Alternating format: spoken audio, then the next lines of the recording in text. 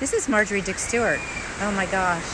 I'm at the beach. Isn't this beautiful in Bonaire? And Tuesday at 2 came up really quickly. It's 2 minutes after.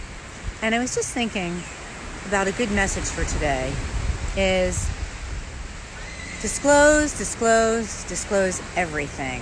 Everything and anything. Fire, water, flood, anything that was broken before you bought the house, while you owned the house, anything you fixed, any repair you did that has to do with water, fire, or structure.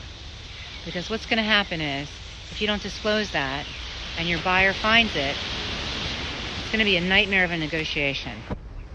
Little stuff like, you're not sure how old something is. You're not sure how old the roof is. All right, you're not sure how old the heating system is. Then it's old. If you don't know and you've been living there for 30 years, it's old. Let people know something's old. Let them know it doesn't work. Let them know the windows don't open and close. Let them know you've never used the fireplace, and you will have a good negotiation. Otherwise, I promise you, it'll be a nightmare. All right, that's my message for today, Tuesday at 2.